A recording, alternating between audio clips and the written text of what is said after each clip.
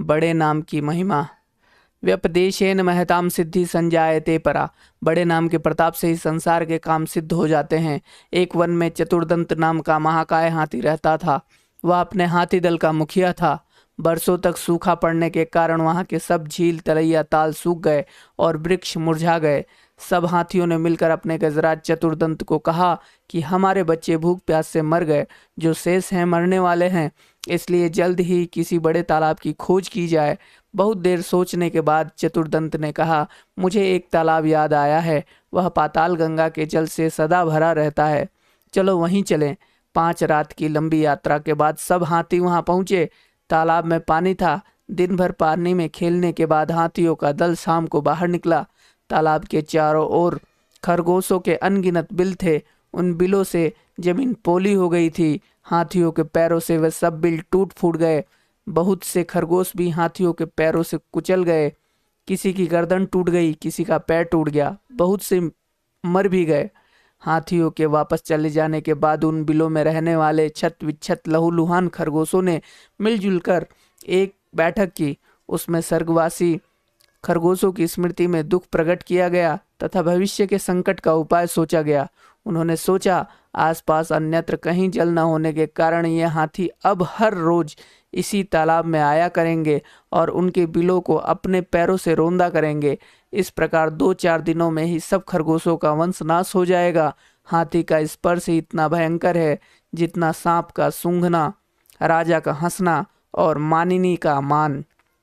इस संकट से बचने का उपाय सोचते सोचते एक ने सुझाव रखा, हमें अब इस स्थान को छोड़कर अन्य देश में चले जाना चाहिए। यह परित्याग ही सर्वश्रेष्ठ नीति है। एक का परित्याग परिवार के लिए, परिवार का गांव के लिए, गांव का शहर के लिए और संपूर्ण पृथ्वी का परित्याग अपनी रक्षा के लिए करना पड़े तो भी कर देना चाहिए। किंतु दूसरे खरगोश ने कहा, हम तो अपने पिता पितामह की भूमि को न छोड़ेंगे। कुछ ने उपाय सुझाया कि खरगोशों की ओर से एक चतुर दूत हाथियों के दलपति के पास भेजा जाए। वह उससे यह कहे कि चंद्रमा में जो खरगोश बैठा है उसने हाथियों को इस तालाब में आने से मना किया है। संभव है चंद्रमा स्थित खरगोश की बात को वह मान जाए।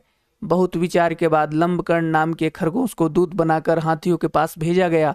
लंबकर्ण भी तालाब के रास्ते में एक ऊंचे टीले पर बैठ गया और जब हाथियों का झुंड वहां आया तो वह बोला, यह तालाब चांद का अपना तालाब है, यहाँ मत आया करो। गजराज बोलता है कि तुम कौन हो?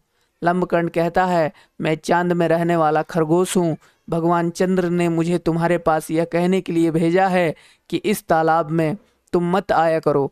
गजराज ने कहा, जिस भगवान चंद्र का तुम संदेश लाए हो वह इस समय कहाँ है? लंबकर्ण कहता है, इस समय वह तालाब में है। कल तुमने खरगोशों के बिलों का नाश कर दिया था। आज वे खरगोशों की विनती सुनकर यहाँ आए हैं। उन्हीं ने मुझे तुम्हारे पास भेजा है। गजराज कहता है, ऐसा ही है तो मुझे उनके दर्शन करा दो, मैं उन्हें प्रणाम करके वापस चला जाऊंगा। लंबकर्ण अकेले गजराज को लेकर तालाब के किनारे पर ले गया। तालाब में चांद की छाया पड़ रही थी। गजराज ने उसे ही चांद समझकर प्रणाम किया और लौट पड़ा। उस दिन के बाद कभी हाथियों का दल तालाब के किनारे नहीं आया। कहानी समाप्त होने के बाद कौवे ने फिर कहा, यदि तुम उल्लू जैसे नीच, आलसी, कायर, व्यसनी और पीठ पीछे कटुभाषी पक्षी को राजा बनाओगे तो सस कपिंजल की तरह नष्ट हो जाओगे। पक्षियों ने पूछा, कैसे? तो कौवे ने फिर आगे की कहानी सुनाई।